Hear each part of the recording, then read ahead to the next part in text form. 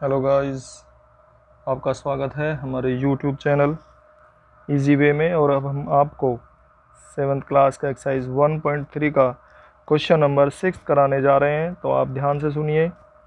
Question number 6 है हमारा, ये देखिए।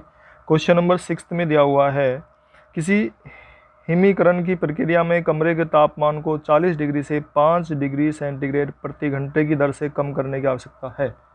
तो 40 डिग्री से जो उसका कमरे का तापमान है, टेम्परेचर ऑफ रूम, तो कमरे का तापमान जो है वो है 40 डिग्री। इंग्लिश वाले बच्चे इसे लिखेंगे टेम्परेचर ऑफ रूम। इंग्लिश वाले बच्चों के लिए भी मैं साथ साथ बता रहा हूँ, टेम्परेचर ऑफ रूम। कमरे का तापमान कितना है? 40 डिग्री है। अब ये कहता है कि 1 घंटे में 5 डिग्री सेंटीग्रेड की कमी हो जाती है। 1 घंटे में कम कितना होता है? 5 डिग्री।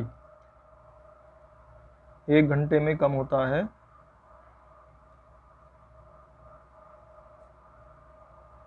1 घंटे में तापमान कम होता है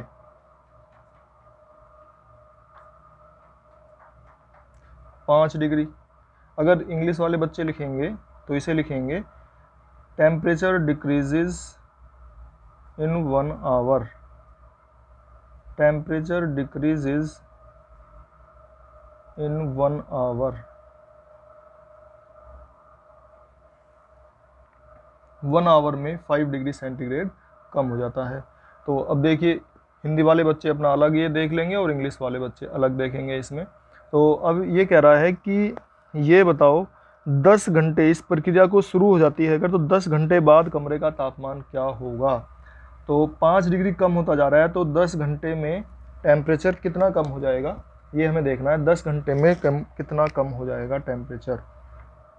तो 10 घंटे में, जब 1 घंटे में 5 डिग्री होता है कम, तो 10 घंटे में कम होगा तापमान। कितना कम होगा 10 घंटे में? तो 5 गुना 10 यानी कि 50 डिग्री कम हो जाएगा। तो अगर इंग्लिश वाले बच्चे लिखेंगे तो टेम्परेचर विल डिक्रीज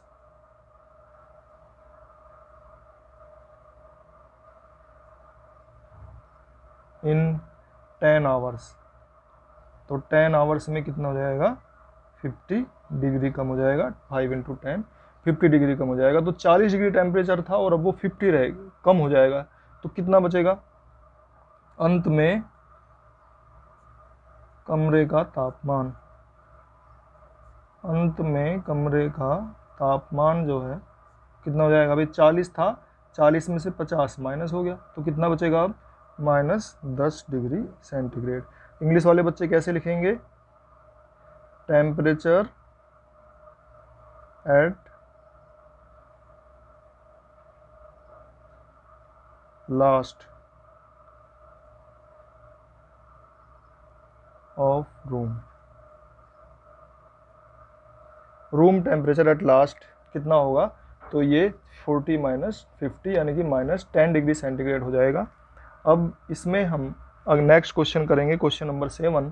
तो आप प्यारे बच्चों ध्यान से सुनते रहिए और हमारी वीडियो को लाइक और सब्सक्राइब कीजिए, जिससे आपके पास में ये क्वेश्चंस पहुंचते रहें और आप इन वीडियो को कई बार देखिए। एक भी स्टेप आपको नहीं छोड़ना है, नहीं तो आपको ये समझ में नहीं आएगा। प्यारे बच्चों, अब हम क्वेश्चन नंबर 7 करने जा रहे हैं। और क्वेश्चन नंबर 7 में देखिए, इसने ये बोला है क्वेश्चन नंबर 7 में कि 10 प्रश्नों वाले कक्षा टेस्ट में सही उत्तर के लिए 5 अंक दिए जाते हैं। तो marks for correct answer, marks for correct answer, जो सही उत्तर देता है उस बच्चे को मिलते हैं 5 अंक। हिंदी वाले बच्चे लिखेंगे सही जवाब के लिए प्राप्त अंक। तो सही जवाब के लिए प्राप्त अंक कितने हैं? 5। और गलत जवाब देने पर उसको मिलते हैं 2 अंक कट जाते हैं। गलत जवाब पर 2 अंक कट जाते हैं। तो marks for incorrect answer, marks for incorrect answer, जो इनकरेक्ट आंसर है उसके लिए उसे -2 अंक मिलते हैं। 2 अंक कट जाते हैं, कट जाने का मतलब है उसको -2 अंक प्राप्त होते हैं। 2 अंक काट ले जाते हैं। तो हिंदी वाले बच्चे लिखेंगे गलत जवाब के लिए अंक। तो गलत जवाब के लिए जो अंक हैं वो -2 हैं। अब ये इसमें कहता है कि और अगर कोई उनका कोशिश नहीं कर रहा है, जवाब नहीं देता है, प्रयत्न नहीं किए गए प्रश्नों के लिए 0 दिया जाता है। अगर कोई क्वेश्चन के लिए प्रयत्न नहीं करता है तो उसके लिए प्रयत्न नहीं किए गए प्रश्नों के लिए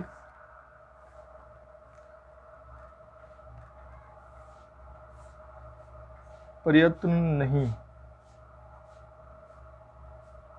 किए प्रश्नों के लिए प्रयत्न नहीं किए प्रश्नों के लिए जो अंक हैं, प्रयत्न नहीं किए प्रश्नों के लिए अंक उसको 0 मिलते हैं। तो मार्क्स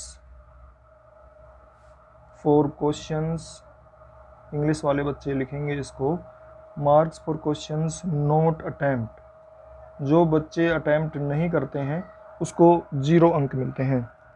तो इस प्रकार से अब ये इसमें फर्स्ट पार्ट बोलता है, 2 पार्ट इसमें दिए हुए हैं। तो इसके जो फर्स्ट पार्ट है उसको ये कहता है कि मोहन 4 प्रश्नों का सही जवाब देता है। तो 4 सही जवाब देने पर मोहन 4 प्रश्नों का सही जवाब देता है। तो मोहन के द्वारा प्राप्त अंक सही जवाब पर, तो ये है मोहन के द्वारा सही जवाब देने पर प्राप्त अंक। सही जवाब देने पर प्राप्त अंक, उसने 4 सही जवाब देता है। वो जब 4 सही जवाब दे रहा है तो 4 × 5 कितने जाएंगे 20। अगर हिंदी वाले बच्चे तो ऐसे लिखेंगे, अगर इंग्लिश वाले बच्चे लिखेंगे तो Mohan's marks for 4 correct answers, 4 correct answers पर उसके कितने नंबर मिलेंगे, उसको 20 मार्क्स मिलेंगे। और अब वो गलत जवाब देता है, 6 प्रश्नों का गलत जवाब देता है। तो मोहन द्वारा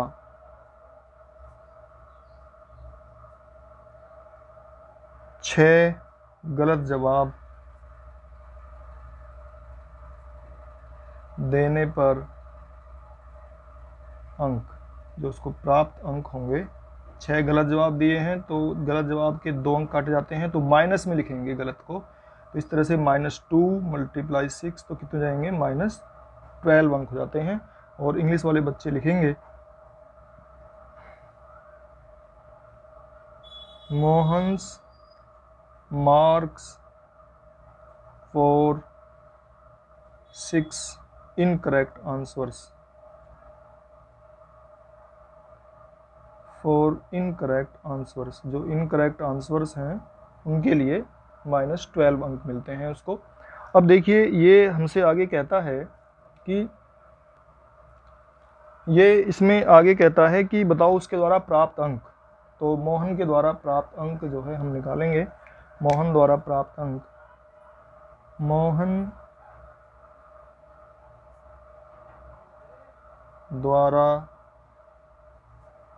प्राप्त अंक, तो बताइए कितने होंगे प्राप्त अंक। भाई 20 उसको पॉजिटिव मिले हैं और -12 जो है नेगेटिव आंसर मिले हैं, नेगेटिव उसके मार्क्स मिले हैं। तो कितने बचेंगे 20 - 8, तो कितने जाते हैं ये 20 - 12 सॉरी 20 - 12 तो कितने जाएंगे 8 मार्क्स।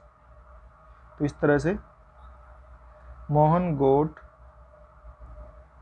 मोहन गोट मार्क्स रिसीव्ड मार्क्स, मोहन ने जो मार्क्स रिसीव किए हैं वो इतने जाते हैं। अब देखिए हम इसका सेकंड पार्ट करते हैं, और सेकंड पार्ट में ये कहता है कि रेशमा के 5 उत्तर सही हैं और 5 उत्तर गलत हैं। तो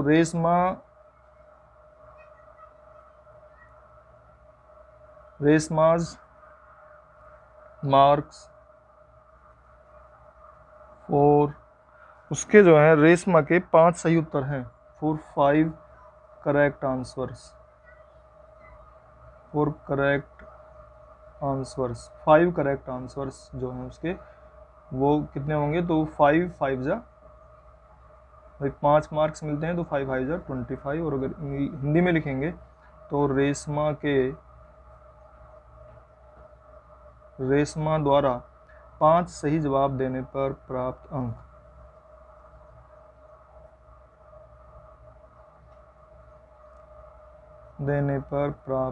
तो रेशमा के द्वारा सही जवाब देने पर प्राप्त अंक हैं इतने, और उसके द्वारा 5 ही गलत जवाब दिए गए हैं। तो 5 गलत जवाब देने पर मार्क्स ऑफ रेशमा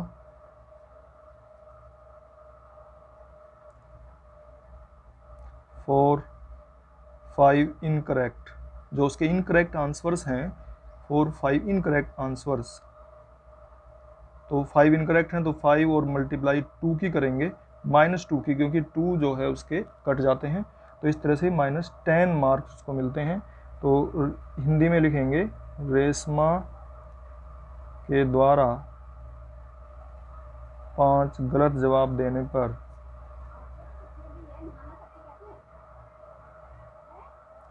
गलत जवाब देने पर अंक, जो 5 गलत जवाब दिए हैं उसने, उसके अंक ये कट जाएंगे। तो अब जो है लास्ट में उसके कितने अंक आ जाते हैं ये हमें देखना है।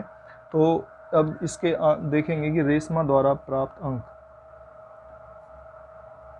रेशमा द्वारा प्राप्त अंक, रेशमा के अंक कितने हैं भाई, उसने 25 सही मिले थे उसको, और 10 जो है उसके कट गए हैं, तो 25 + -10 करेंगे तो कितना जाएंगे, 15 अंक आ जाएंगे उसके। इंग्लिश में लिखेंगे रेशमा गोट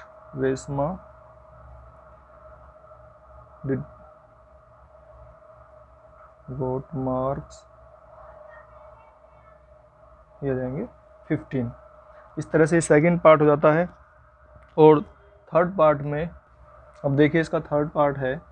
थर्ड पार्ट में ये कहता है, थर्ड पार्ट में हीना है और हीना ने कुल 7 प्रश्न किए हैं। जब हीना 7 प्रश्न करती है तो हीना जो है 2 का तो सही जवाब देती है और 5 उसके गलत उत्तर आते हैं।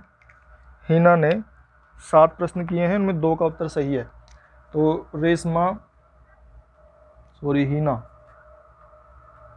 हीनाज मार्क्स फॉर 2 करेक्ट आंसर्स, 2 उसने सही जवाब दिए हैं, 2 करेक्ट आंसर के लिए इसके हो जाएंगे, कितने जाएंगे, 2 × 5 यानी कि 10 मार्क्स हो जाएंगे। तो इसे लिखेंगे हीना, इसे हिंदी में अगर लिखते हैं हम, हीना द्वारा 2 सही जवाब के लिए प्राप्त अंक, 2 सही जवाब के लिए प्राप्त अंक हो जाएंगे 10। और 5 गलत जवाब देती है हीना, तो हीनाज मार्क्स फॉर 5 इनकरेक्ट आंसर्स, जो इनकरेक्ट जवाब देती है, गलत जवाब देती है, उसके लिए कितना जाएगा, 5 इनकरेक्ट है तो 5 × -10, तो कितने जाएंगे, -5 - 2, तो ये जाएंगे -10। हिंदी में कैसे लिखेंगे, हीना द्वारा प्राप्त 5 गलत जवाब के अंक, जो उसने 5 गलत जवाब दिए हैं, 5 गलत जवाब के अंक कितने बैठते हैं, ये इस प्रकार से हम निकाल लेंगे। 5 गलत जवाब के अंक ये होंगे -10। तो अब हीना को टोटल जो अंक मिलेंगे, हीना द्वारा प्राप्त अंक हिना द्वारा प्राप्त अंक कितने जाएंगे भाई 10 और प्लस -10, तो इस तरह से कितने जाएंगे 0 के नंबर। हिना अचीव्ड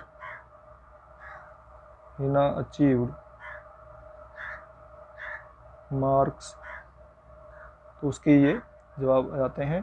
तो प्यारे बच्चों, हमारा हर सवाल को आप ध्यान से देखिए, जो हम स्टेप समझा रहे हैं इनको बड़े ध्यान से आपको देखना है, समझना है, कुछ भी इसके छोड़ने नहीं है। अगर आप बीच में कहीं भी छोड़ दे हैं तो ये आपके लिए, आप इसको भूल जाएंगे और सही से नहीं कर पाएंगे। तो हर एक उसको आप ध्यान से करिए, और हमारी अगर ये पसंद आया तो हमारी वीडियो को लाइक और सब्सक्राइब कीजिए। धन्यवाद। अभी देखिए हम क्वेश्चन नंबर 8 भी आपके लिए कर देते हैं। तो प्यारे बच्चों, क्वेश्चन नंबर 8 को भी आप ध्यान से देखिए। क्वेश्चन नंबर 8 में आपके लिए हम सोच रहे हैं कि सारे क्वेश्चन करवा के माने। तो ये देखिए, इसमें दिया हुआ है एक सीमेंट कंपनी को सफ़ेद सीमेंट बेचने पर 8 रुपये प्रति बोरी का लाभ होता है। तो सफ़ेद सीमेंट की एक बोरी पर लाभ, सफ़ेद सीमेंट की एक बोरी पर लाभ जो है, एक बोरी पर लाभ होता है उसे 8 रुपये का, ठीक है, 8 रुपीज़ का लाभ होता है। तो हम इसे लिखेंगे प्रॉफिट। इंग्लिश वाले बच्चे भी हमारे वीडियो देखते हैं तो उनके लिए भी, तो profit on 1 white cement sack, तो उसके लिए कितना होगा 8 रुपये का लाभ है। और उसे जो लॉस होता है वो लॉस होता है उसको 5 रुपये का ग्रे, जो ग्रे कलर का हमारा बोरा है उस पर हानि होती है। तो ग्रे सीमेंट की बोरी पर, ग्रे सीमेंट की बोरी पर हानि, जो हानि है उसे ग्रे सीमेंट की बोरी पर वो 5 रुपये की है। एक बोरी पर हानि है, ये एक बोरी पर हानि है उसको 5 रुपीज़ की। तो इसे करेंगे हम loss for 1 grey cement sack, तो ये 5 रुपये की उस पर हानि है। हिंदी वाले बच्चे अपना देख लेंगे इसमें और इंग्लिश वाले बच्चे अपना देखेंगे सभी। अब इसमें ये कहता है कि किसी महीने में वह कंपनी 3000 बोरियां सफ़ेद सीमेंट की, तो 3000 बोरियां जो है वो कंपनी सफ़ेद सीमेंट की और 5000 बोरियां स्लेटी सीमेंट की बेचती है, उसका लाभ या हानि क्या है। तो 3000 बोरियों पर लाभ, 3000 बोरियों पर लाभ जो है 3000 है सफ़ेद सीमेंट की बोरियां, तो 3000 सफ़ेद सीमेंट की बोरियों पर लाभ जो है, सीमेंट की बोरियों पर लाभ कितनी है हमारी 3000 है सफ़ेद सीमेंट की, तो 3000 की मल्टीप्लाई कर देंगे हम, किस में करेंगे 3000 की मल्टीप्लाई 8 में करेंगे, क्योंकि एक बोरी पर 8 रुपये का लाभ होता है। तो इस तरह से उसको 8 बोरियों पर कितना लाभ हो जाएगा, 8 रुपये के हिसाब से 3000 बोरियों पर 24,000 रुपये का लाभ होगा। अच्छा, इंग्लिश वाले बच्चे कैसे लिखेंगे, तो प्रॉफिट ऑन 3000 वाइट सीमेंट सैक्स, जो हमारी 3000 बोरियां हैं। तो हिंदी और इंग्लिश दोनों के बच्चों के समझने के लिए लाभदायक हो सकता है अगर बच्चे इसको देखते हैं तो। अच्छा, इसमें देखते हैं फिर 5000 बोरियां स्लेटी सीमेंट की बेचती है, तो उसे लॉस होता है। तो 5000 ग्रे सीमेंट की बोरी बेचने पर जो हानि है वो कितनी होगी, उसको 5 रुपये की हानि होती है। तो 5000 के हिसाब से 5 से मल्टीप्लाई कर देंगे तो कितना जाएगा, ये 25,000 रुपये हो जाएगा। अच्छा, अब तो इसे इंग्लिश वाले बच्चे कैसे लिखेंगे, loss on 5000 grey cement sacks, 5000 grey cement की बोरियों पर उसको हानि हो जाएगी। कितनी? तो उसका लाभ या हानि, तो उसके लिए अब देखते हैं कंपनी को लाभ होगी या हानि। तो लॉस, अब उसका टोटल अगर हम देखते हैं, टोटल उसका लाभ या हानि क्या होती है, टोटल लॉस और प्रॉफिट। तो इसको टोटल करके देखते हैं। देखिए, तो हम प्रॉफिट को तो लिखते हैं प्लस में, तो हमारा 24,000 रुपये प्रॉफिट है, और उसका जो लॉस है वो उसको माइनस में लिखेंगे। तो कितना हो जाएगा ये? -1000। इसका मतलब -1000 का मतलब आ गया उसको लॉस हुआ है, 1000 रुपये का लॉस हुआ है। तो ये हमारा फर्स्ट पार्ट था, ये जो हमने किया है, ये फर्स्ट पार्ट किया है। अब हम सेकंड पार्ट भी करने जा रहे हैं आपके लिए। अब देखिए, सिलेटी सीमेंट की वो 6400 बोरी बेचता है, तो बी पार्ट हम कर रहे हैं। तो उसको लॉस होगा, तो लॉस ऑन 6400 ग्रे सीमेंट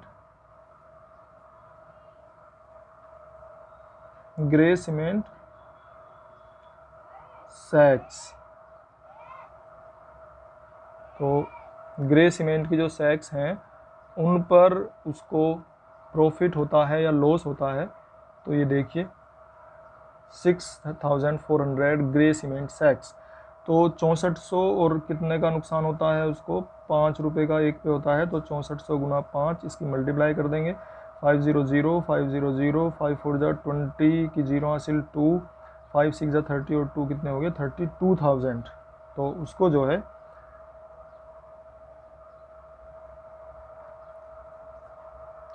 क्या हो जाएगा, उसमें 32,000 रुपये का नुकसान हो रहा है।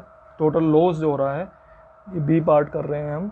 वो कहता है तो कंपनी को स्लेटी सीमेंट की कितनी बोरियां बेचनी चाहिए? कंपनी को स्लेटी सीमेंट की कितनी बोरियां बेचनी चाहिए, स्लेटी सीमेंट की, ताकि उसे न तो लाभ हो और ना ही हानि। बेची गई जो, तो अब देखिए वो ये कहना चाहता है कि अब उसे वाइट सीमेंट की कितनी बोरियां बेचनी चाहिए कि ना तो उसे लाभ हो ना हानि हो। वाइट सीमेंट की कितनी बोरियां वो बेचे। तो 32,000 रुपये का नुकसान हुआ है। 32,000 रुपये का ही अगर प्रॉफिट होता है हमें, तो हमें ना फ़ायदा होगा ना नुकसान होगा। तो इसमें जो है प्रॉफिट, तो नंबर ऑफ, अब हम ये निकालेंगे कि नंबर ऑफ वाइट सीमेंट सैक्स, उसके जो बोरे हैं वो कितने होंगे। देखिए, तो 32,000 रुपये का हमें नुकसान पूरा करना है, 8 रुपये का लाभ है।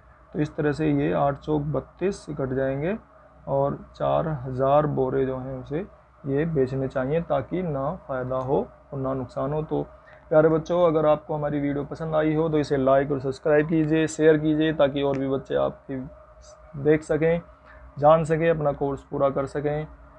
धन्यवाद।